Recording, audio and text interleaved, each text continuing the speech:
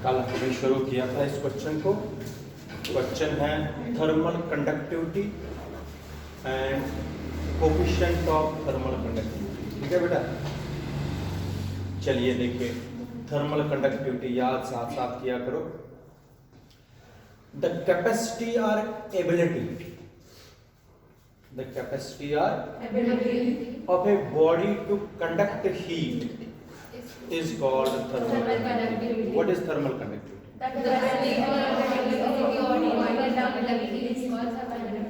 शाबाश बेटा। अगर मैं आप लोगों को एक स्केल वुड की देता हूं और एक स्केल आयरन की देता हूं, दोनों स्केलों को आप लोग आग के नजदीक रखोगे, किस में आप लोगों को गर्मी लगेगी? आयरन। इसका मतलब iron is a good conductor of heat. क्या है? एंड वुड इज शाबाश। इसका मतलब एबिलिटी किसको? हीट, हाँ, हीट की एबिलिटी पास करने की किसकी ज्यादा? किसकी कम? वुड को इसलिए हम बोलते हैं इंसुलेटर या बैड कंडक्टर, और उसको क्या बोलेंगे? Good conductor. अब फिर से मैं बताता हूं, कल मैंने आप लोगों को पढ़ाया modes of transfer of heat. कितने मोड्स पढ़ाए थे? कौन कौन सा? फास्टेस्ट मोड कौन सा है तीन में? रेडिएशन। सन से हमारे पास सेकंडों में हीट पहुंचती है, it is the fastest mode. Fastest mode of transfer of heat कौन सी है? रेडिएशन। ये याद रखना। मेटल में आहिस्ता आहिस्ता करके हीट होता है, एक एंड से दूसरी एंड पर पहुंचती है हीट, लेकिन टाइम लगता है।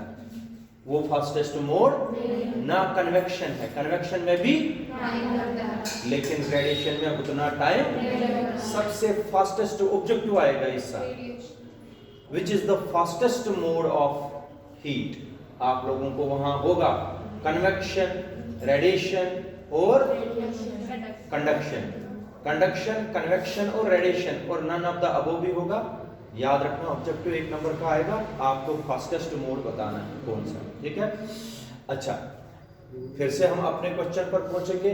थर्मल कंडक्टिविटी का मतलब शाबाश बेटा, द कैपेसिटी और ability of a body to conduct, उसको क्या बोलेंगे? Thermal conductivity. Iron has high thermal conductivity as compare to wood. शाबाश। तो अब हमें कोफिशिएंट ऑफ थर्मल कंडक्टिविटी कल हमने ये पढ़ा था, फिर मैं एप्लीकेशन फिर से रिवाइज करूंगा आप लोगों को। थर्मल कंडक्टिविटी की कल भी मैंने बताई थी एप्लीकेशन, वो आज भी रिपीट करूंगा। तो कोफिशिएंट ऑफ थर्मल कंडक्टिविटी के लिए अब क्वेश्चन आगे बढ़ेगा। देख लीजिए, एक क्यूबिकल बॉक्स ले लीजिए, ये मान लीजिए क्यूबिकल बॉक्स है। अंडरस्टैंड करना कोई मुश्किल नहीं है। This is a cubical box.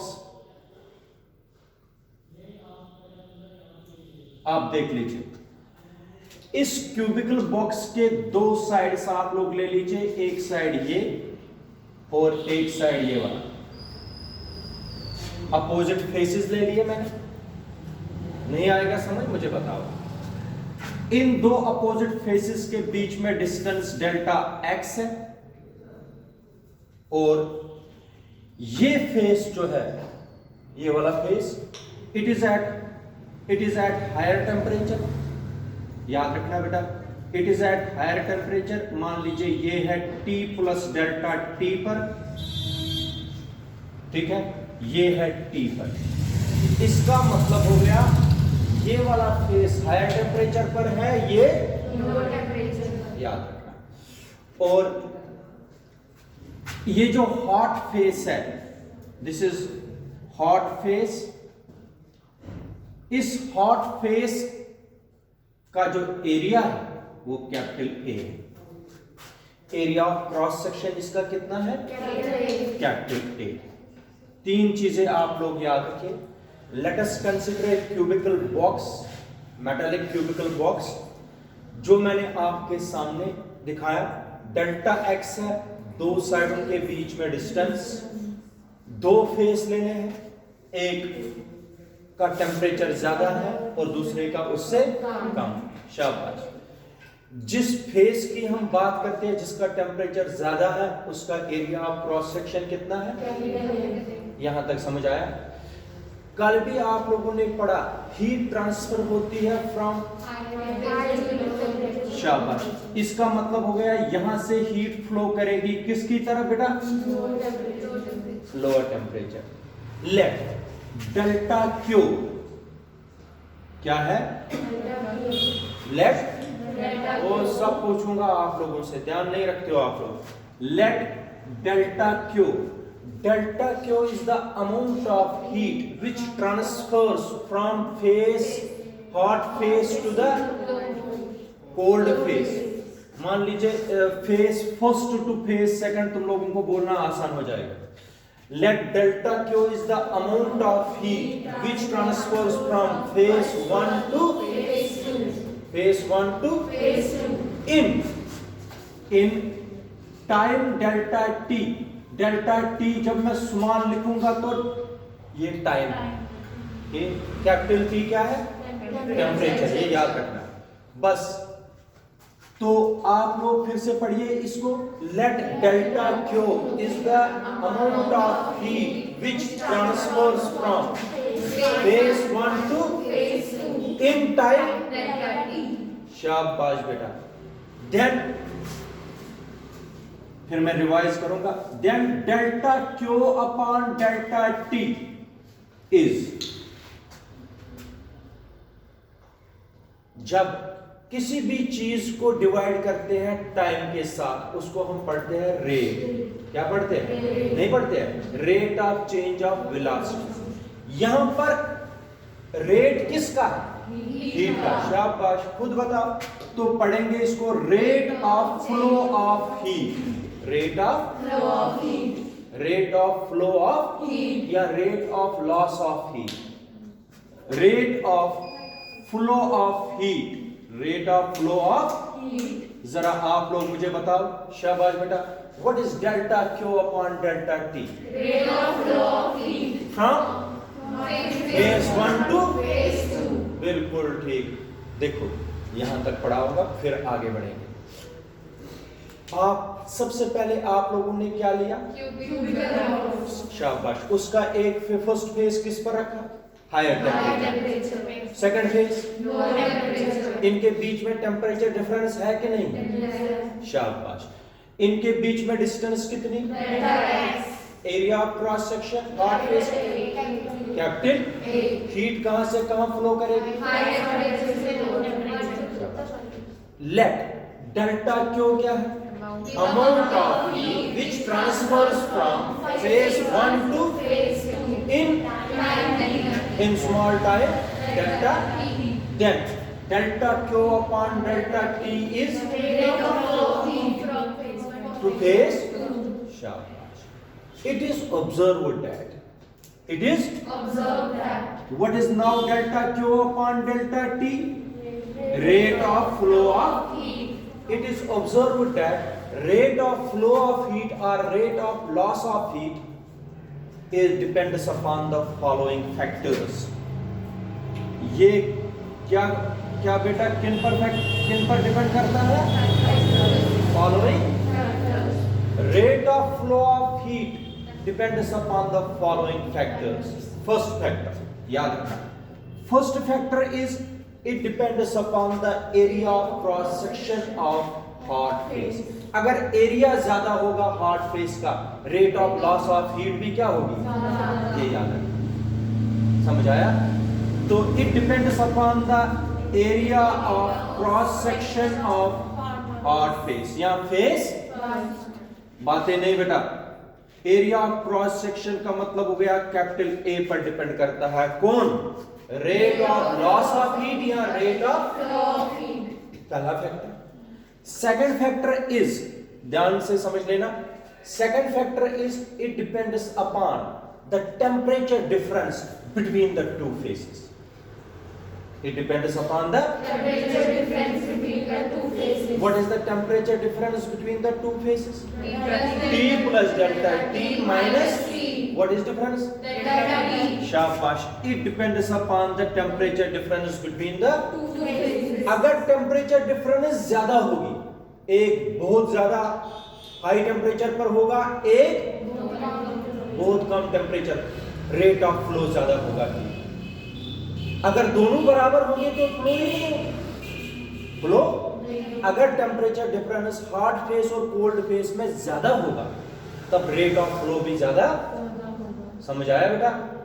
तो जितना जितना उसका टेम्परेचर बढ़ता जाएगा, फ्लो रेट ऑफ फ्लो भी क्या होता जाएगा, कम कम। अल्टीमेटली ये दोनों क्या पहुंचेंगे, सेम टेम्परेचर पर, जिसको बाद में मैं आप लोगों को थर्मोडायनेमिक्स में पढ़ाऊंगा, जिसको थर्मल इक्विलिब्रियम भी बोलते हैं। जब दोनों बॉडीज क्या पहुंचेगी, सेम टेम्परेचर पर, उसको बोलते हैं थर्मल इक्विलिब्रियम। मगर जब एक बॉडी का टेम्परेचर ज्यादा है, दूसरी बॉडी का फ्लो कहां से हीट करेगी, हाँ, तो ये डिपेंड करता है टेम्परेचर डिफरेंस दो फेसेस के बीच में कितना है, उस पर भी depend.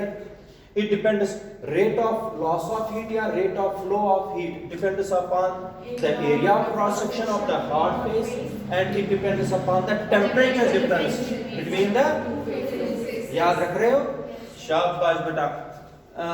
Third, it is inversely proportional, इनको तो डायरेक्टली प्रोपोर्शनल है दोनों को, it is inversely proportional to the distance between the two faces.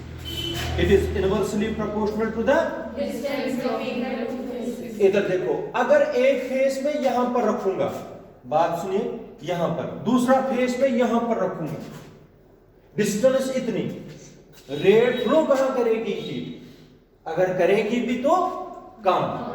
Inversely क्या है, इनवर्स, डिस्टेंस कम तो फ्लो ज्यादा, डिस्टेंस ज्यादा तो फ्लो कम।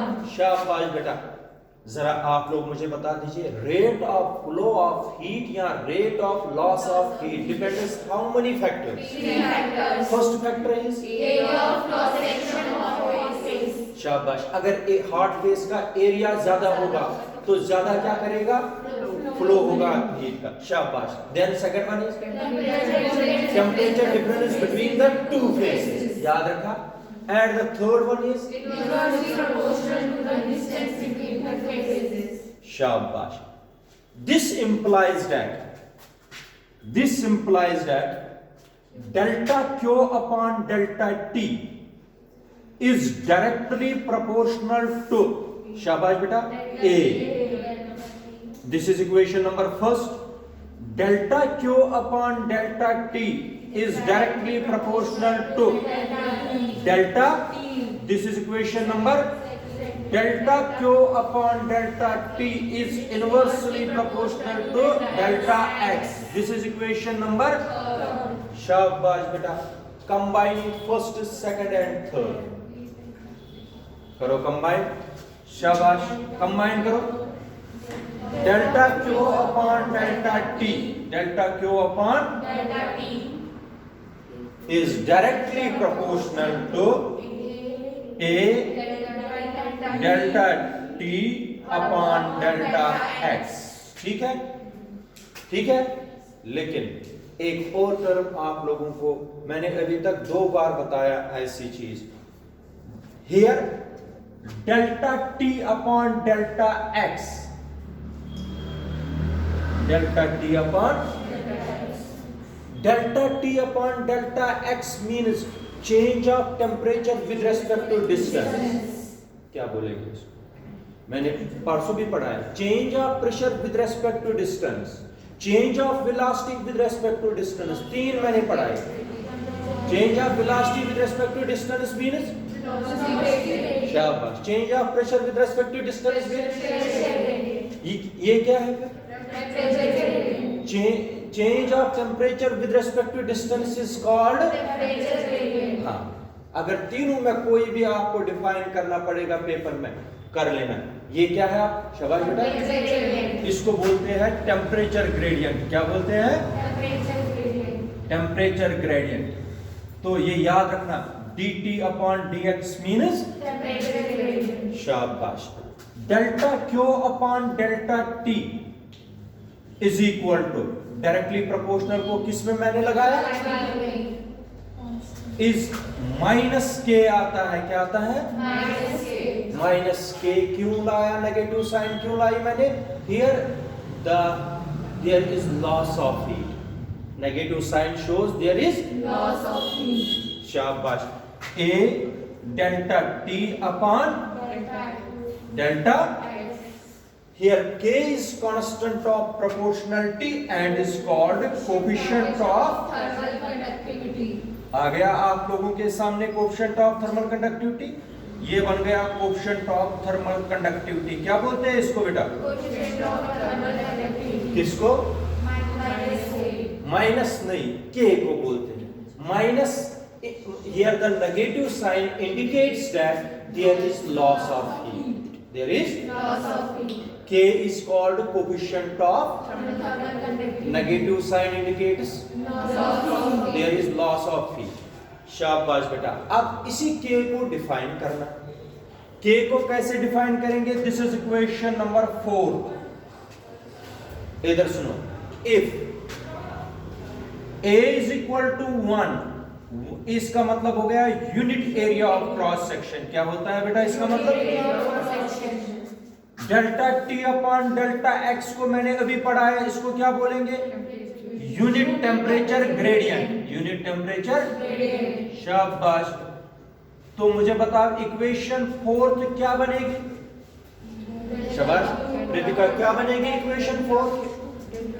डेल्टा, शाबाश बोलो, delta T delta Q upon delta X, नहीं, delta Q upon delta T is equal to minus K into 1 into 1। ठीक है बेटा? This simplifies that K is equal to minus delta Q upon delta. शाबाश। Negative sign फिर से बता रहा हूं, it indicates that there is loss of heat। शाबाश। Now coefficient of thermal conductivity is defined as, coefficient of thermal conductivity is defined as the rate of loss of heat from a face which has unit area of cross section and unit temperature gradient। खुद बनाओ, तुम लोग याद नहीं किया करो, definition खुद सीखो बनाना। कितनी डेफिनेशन याद करोगे? इनको सीखो कैसे बनाते हैं, एक जैसा पैटर्न होता है इनका। शाबाश बेटा। What is thermal conductivity? Coefficient of thermal conductivity. Coefficient of thermal conductivity is defined as the rate of loss of heat from a face having cross section and unit temperature। शाबाश बेटा। जरा बताओ define coefficient of thermal conductivity. बताओ बेटा। शाबाश। Coefficient of thermal conductivity is defined as the rate of loss of heat from a face having unit area and unit temperature gradient is known as coefficient of thermal conductivity। याद रखा? जरा कनिष्का बता दीजिए। शाबाश बेटा, बता फटाफट। Thermal conductivity is defined as the rate of loss of heat from the face which has unit area of cross section and unit temperature gradient। अच्छा, एक चीज मुझे बता दीजिए, मैंने आप लोगों को कल भी बताया, एप्लीकेशन जो थर्मल कंडक्टिविटी की है, एप्लीकेशन आप लोगों को 4-5 मैंने कल बताई थी, फिर से बता रहा हूं, फिर अगले क्वेश्चन पर जाएंगे। Application first, second, third, fourth, ये सारी एप्लीकेशनें आप लोगों को मैं अभी बताता हूं। मैंने कल भी बताया था, जो एयर है, एयर माना जाता है बैड कंडक्टर। क्या? Bad conductor of heat. Heat air से pass air is bad conductor of heat. बात सुनिए, मैंने कल भी बताया था, अगर हम आज डोर के मेटलिक हैंडल को पकड़ते हैं ऐसे, आज ये बहुत ठंडा लगता है। मैंने कल भी बताया था, ये क्या लग रहे हैं, बहुत ठंडे लग रहे हैं, मगर थोड़ी देर इनको पकड़ने पर फिर हमें ये ठंडे नहीं लगते। रीजन है, आज हमारी बॉडी इससे ज्यादा गर्म है। हमारी बॉडी कंडक्टर है, ये भी कंडक्टर है। हमारी बॉडी से हीट लॉस होती है। जब मैं इसको पकड़ता हूँ, मेरी बॉडी से किसमें हीट चली जाती है, इसमें नहीं होती। ये नहीं लगता है उतना ठंडा जितना कि आयरन लगता है। Iron is a good conductor of heat. मेरी बॉडी से हीट किस में ट्रांसफर होती है, इसलिए हमें डोर के जो मेटलिक ये होते हैं, क्या बोलते हैं इनको, हैंडल्स, वो हमें आज ठंडे लगते हैं। ठीक है, क्योंकि हमारी बॉडी में हीट लॉस होती है, इसलिए हमें वो ज्यादा ठंडे लगते हैं। तो इसी तरीके से मैंने बताया क्यूल्ट, जो मैंने आप लोगों को बताया कल भी, जो नई रजाई होती है जो आज ही हम बनवाएंगे, उसमें जो कॉटन होता है वो फैला होता है, वो दब नहीं गया होता है। जो नई रजाई, न्यू क्यूल्ट, जो नई रजाई हम लाएंगे, अगर उस पर उसके अंदर आप सोओगे उसमें गर्मी लगती है। लेकिन जो पुरानी रजाई होती है उसमें जो कॉटन होता है वो दब जाता है। उस दबने से क्या होता है, कॉटन जो नया है उसमें पोर्स होते हैं, उसमें एयर ट्रैप होती है। आज ही हमने नई रजाई लाई, कॉटन फैला है, तो उस कॉटन में एयर ट्रैप है। जो मैंने कल बताया, जो उस नई रजाई के नीचे सोएगा उसको गर्मी का एहसास होगा, क्योंकि जो अंदर रजाई के अंदर जो गर्मी है वो बाहर, जो बाहर की गर्मी सर्दी है वो अंदर। इसलिए हमें न्यू क्यूल्ट जो होता है वो ज्यादा उसमें वार्म होता है एज कंपेयर टू ओल्ड।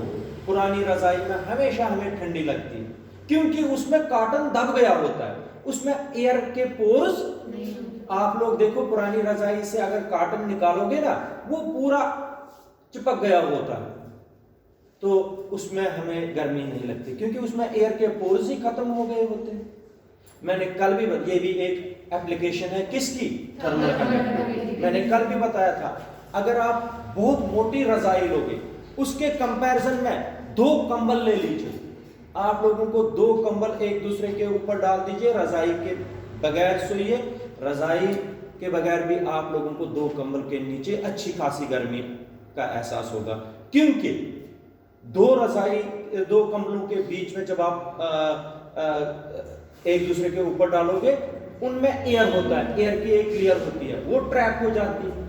क्या हो जाती है, ट्रैप। जो इसके 2 कंबलों के नीचे सोया होगा वो बाहर हीट नहीं आ पाती है, क्योंकि 2 कंबलों के नीचे क्या फंस गया है, एयर। इसलिए बाहर की जो अंदर की जो गर्मी है वो बाहर नहीं आ पाती, और जो बाहर की सर्दी है वो अंदर नहीं जाती। ये भी किसकी एप्लीकेशन, इग्लू। आप लोगों ने कल खुद भी बताया था, जो एंटार्क्टिका में या ऐसे जगहों पर जहां पर सर्दी बहुत -40 डिग्री -45 डिग्री पड़ता है, वहां पर लोग क्या करते हैं, स्नो वॉल्ड हाउसेस बनाते हैं, जिनको इग्लो बोलते हैं आप लोग। इग्लो भी क्या होता है, डबल वॉल्ड स्नो बनाते हैं। स्नो के 2 लेयर्स बनाते हैं, उनके बीच में गैप रखते हैं, वो गैप में एयर होता है। जो अंदर की गर्मी है वो बाहर नहीं आ पाती है, बाहर की सर्दी जो वहां पर लोग रहते हैं उनको उसी आइस के अंदर गर्मी लगती है, क्योंकि जो अंदर की गर्मी है वो बाहर की सर्दी जो है वो अंदर, क्योंकि उन 2 आइस के लेयर्स में एयर ट्रैप होता है और एयर बैड कंडक्टर। समझ आया बेटा? ये सारे किसकी एप्लीकेशन है, ये याद रखना है आप लोगों को, ठीक है। तो इसके बाद एक और क्वेश्चन मैं पढ़ाऊंगा आपको,